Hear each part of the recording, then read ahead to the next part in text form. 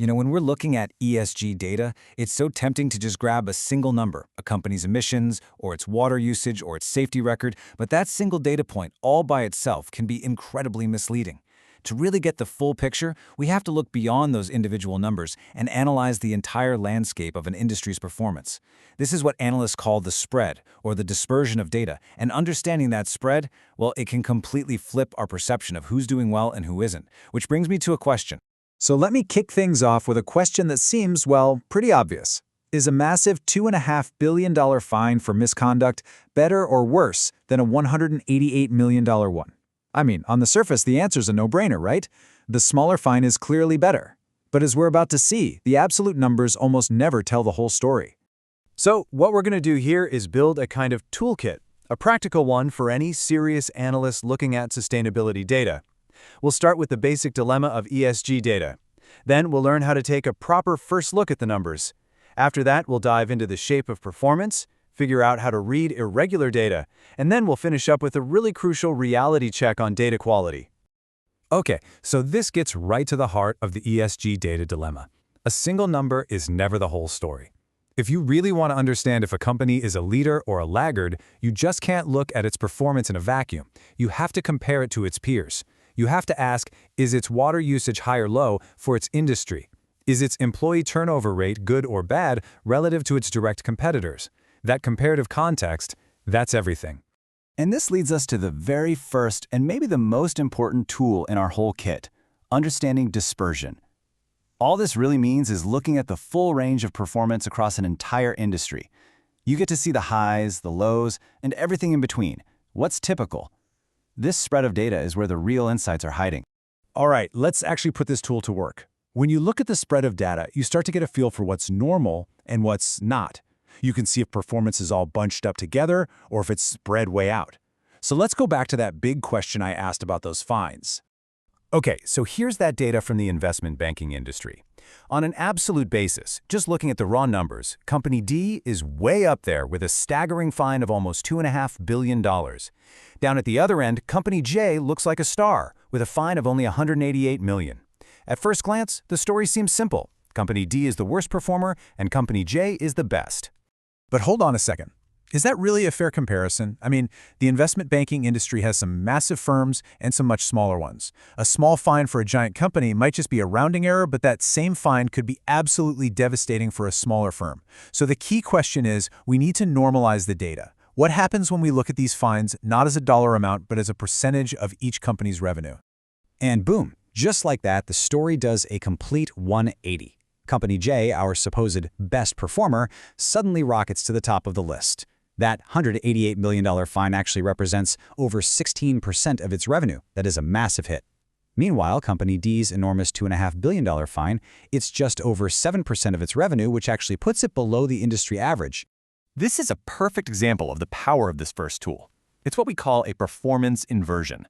Company J goes from looking like the best to looking like the worst, and Company D goes from worst to actually being an above-average performer. This is exactly why normalization is so critical. It levels the playing field so you can make a fair comparison and avoid drawing some seriously flawed conclusions. All right, let's add another tool to the kit, and this one builds right on top of the last one. It's not just about the range of the data, but its shape.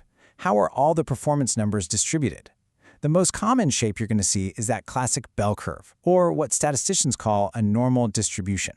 So, in a normal distribution, most companies are going to be bunched up right in the middle, somewhere around the industry average, or the mean. And then as you move away from that average, either higher or lower, you find fewer and fewer companies.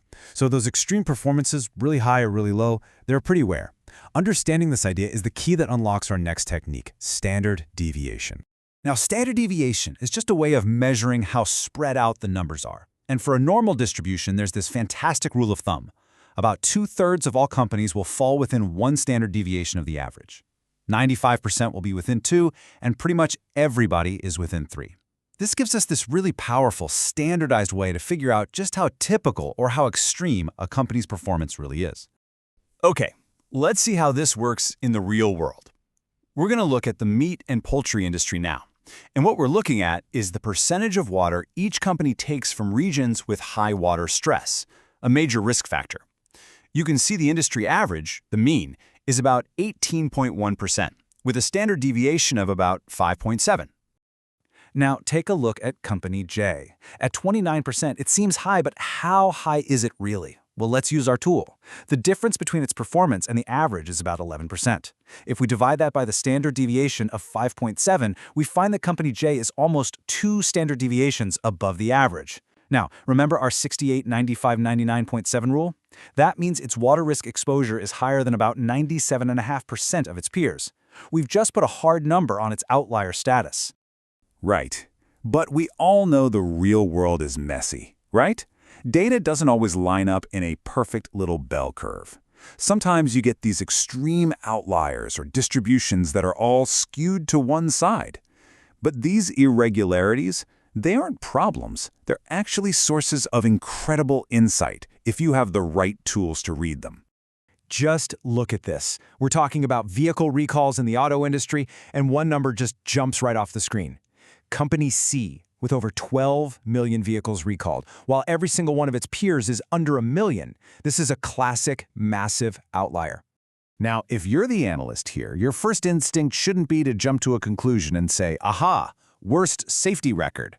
No, your first instinct has to be to ask questions. Does this one single massive recall truly reflect the company's overall product safety? Or could this be misleading? Again, we have to think about normalization. Maybe this company just sells way more cars than anyone else. The thing is, these outliers often create what we call a skewed distribution. Check out this chart of company sales. You see how most companies are clustered down at the lower end, and then you have just a few huge corporations creating this long tail off to the right? This is super common in a lot of industries. And because ESG metrics like total emissions or total water use are often tied to revenue, their data distributions are going to look skewed just like this one. You know, another thing that can really warp the data? Regulation. In the auto industry, governments set minimum fuel efficiency standards, that's a floor, and maximum emissions levels, that's a ceiling. So what happens? Companies tend to bunch up right around those regulatory limits. Now, for an analyst, this clustering is a huge red flag. It signals a systemic risk. If those regulations get just a little bit stricter, a huge chunk of the industry could suddenly be in trouble.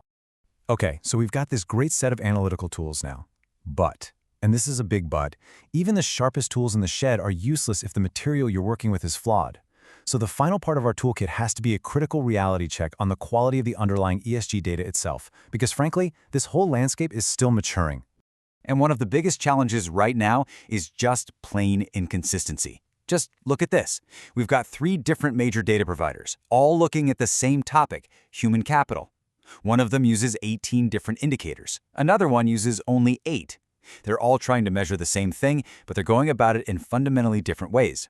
And that can lead to wildly different conclusions about the very same company. So when you boil it all down, these inconsistencies come from 3 main places. First, the providers are using different measurements and metrics. Second, they're looking at a different scope of information. And third, they apply different weights to various ESG factors, basically deciding for themselves what's most important. So what does this mean for you, the analyst? It means you have a huge responsibility. When you see a company that looks like an outlier, or when 2 companies seem to be performing very differently, you have to stop and ask, is this a real difference in performance on the ground, or is it just an artifact of inconsistent data collection, a ghost in the machine? Being a critical consumer of data isn't optional, it's the whole job. Look, at the end of the day, ESG data is so much more than just numbers on a page. It tells a complex story about risk, about opportunity, and about performance. Using these tools, dispersion, normalization, distribution analysis, and always keeping a critical eye on data quality, that's what separates basic reporting from true insight. The real question is, are you equipped to read the story?